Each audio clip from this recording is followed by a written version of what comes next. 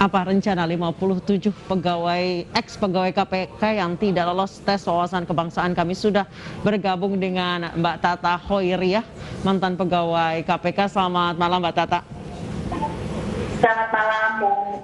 Baik, Mbak Tata, setelah ini hari ini Anda resmi diberhentikan dari KPK. Setelah ini masih akan berjuang terutama terkait dengan rekomendasi Ombudsman yang menyatakan bahwa TWK ini maladministrasi atau ada langkah lain? Ya, memang kami masih ada beberapa rencana terkait jalur advokasi di litigasi yang kami lakukan gitu. Saat ini yang masih berlangsung adalah sengketa informasi publik yang ditangani oleh Komisi Informasi Publik ya. Kami berjuang untuk mendapatkan hasil tes wawasan kebangsaan kami yang menyatakan kami tidak memenuhi syarat, sehingga kami diberhentikan hari ini. Gitu.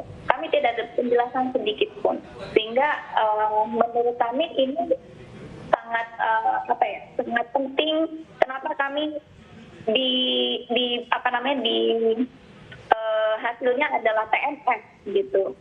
Yang kedua adalah jalur di litigasi yang akan kami lakukan adalah petun gitu.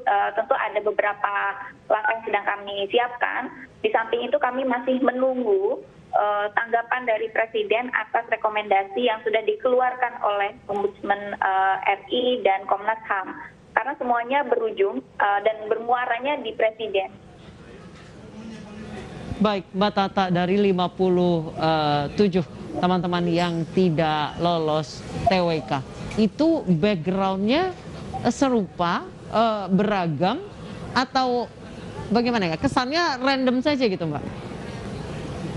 Kalau misalkan dilihat dari background-nya, memang sangat beragam gitu ya. Ada yang di level admin, ada yang di level fungsional pun beragam ya. Bahkan ada yang di level struktural gitu. Dari struktural sendiri pun ada yang level eselon 1 sampai eselon 2 yang masuk dalam jajaran 57 pegawai yang diberhentikan pada hari ini. Background agama pun beragam gitu.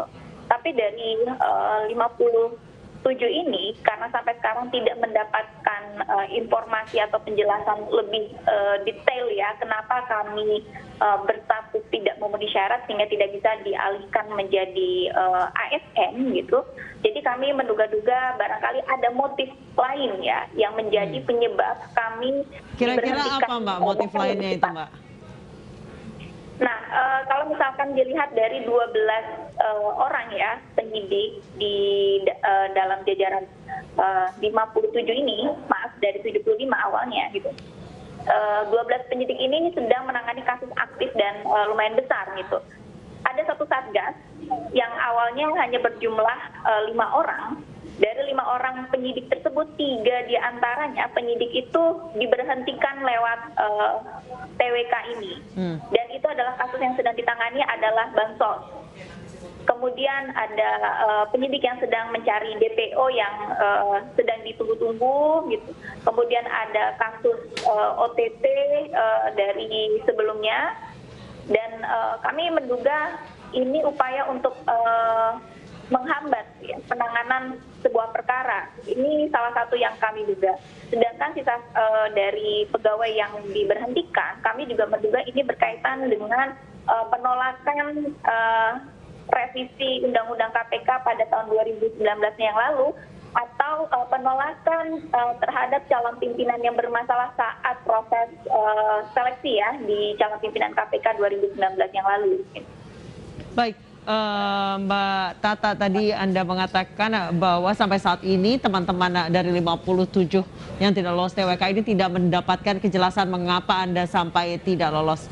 Setiap tes atau setiap ujian pasti ada jawaban standarnya untuk menentukan lolos atau tidaknya. Apakah dari teman-teman dari 57 orang ini sudah pernah menuntut seperti apa sih harusnya jawabannya? Seperti apa sih harusnya yang saya katakan untuk bisa lolos TWK ini?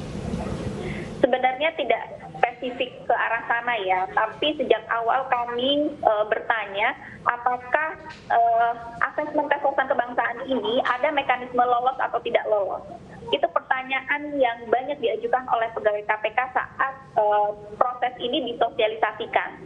Namun sayangnya pertanyaan tersebut itu tidak dijawab secara jelas oleh pimpinan. Jadi hanya diberi motivasi bahwa kami lahir dan besar di Indonesia, maka harus yakin bisa mengikuti tes wawasan kebangsaan. Kemudian yang kedua, tidak pernah dijelaskan bahwa tes wawasan kebangsaan ini menggunakan metode indeks moderasi bernegara yang kemudian kita ketahui ini adalah metode yang dipergunakan TNI Angkatan Darat untuk rekrutmen tentara.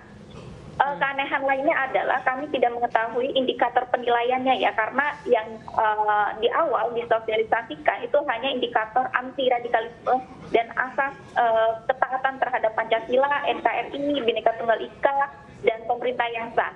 Hanya 2 indikator yang besar, tapi turunannya itu tidak pernah dijelaskan. Nah, yang anehnya adalah pada tanggal 25 Mei, salah satu pimpinan kami itu memberikan konferensi pers jelas bahwa ada labeling merah sehingga 51 pegawai itu tidak bisa dibina, sehingga tidak bisa lagi melanjutkan statusnya sebagai pegawai KPK yang berstatus ASN. Nah, ini yang kami perjuangkan. Tidak pernah ada sedikit pun penjelasan indikatornya maupun hasilnya hingga hari ini.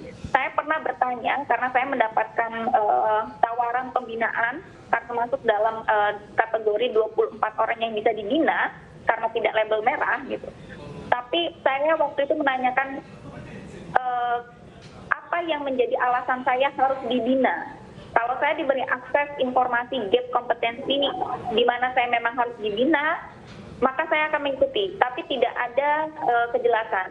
Baik, Mbak Tata, ini masuk ke 6 orang yang bisa untuk dibina lagi ya Mbak Tata ya? Betul, saya masuk dalam kelompok 24 yang dianggap bisa dibina. Namun saya menolak pembinaan tersebut karena lagi-lagi itu tidak ada penjelasan kenapa saya harus dibina, gap kompetensinya apa. Kemudian yang kedua, saat itu sudah keluar rekomendasi dari hasil penyelidikan Ombudsman RI, di mana hasil penyelidikan tersebut menyebutkan proses penyelenggaraan alih status pegawai KPK menjadi ASN itu maladministrasi. Baik, oke. Mbak Tata, saat ini dari Kapolri menawarkan bahwa 57 pegawai KPK ini bisa dipekerjakan sebagai ASN di kepolisian. Apakah akan menerima, Mbak Tata? Saya pikir terlalu dini untuk ditanggapi. Kenapa demikian? Karena kami sendiri belum mendapatkan informasi utuh ya terkait penawaran tersebut. Kami baru saja mendengar itu 2 hari yang lalu, sehingga kami belum mencerna dan mendapatkan informasi detail prosesnya bagaimana dan yang lain-lainnya. Tidak pernah ada pembicaraan terkait hal ini sebelumnya.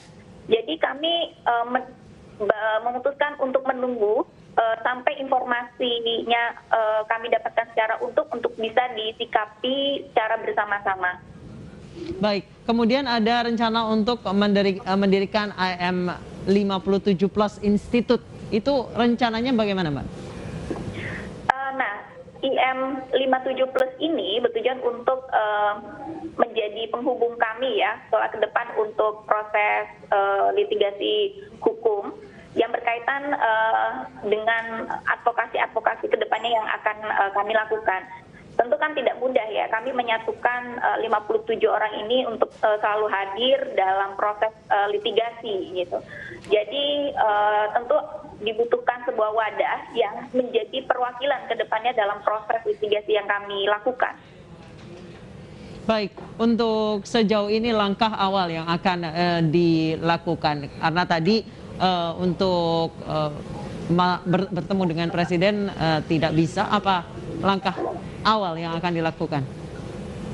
Langkah awal yang kami lakukan pasca penyingkiran terhadap 50 pegawai ini adalah kami mempersiapkan bahan-bahan untuk gugatan di PT UN gitu. Saat ini kami masih menyiapkan bahan-bahannya.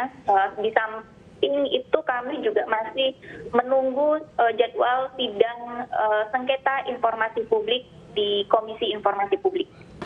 Baik, terima kasih Mbak Tata Khairiyah telah bergabung bersama kami di iNewsroom. Sukses selalu, Mbak.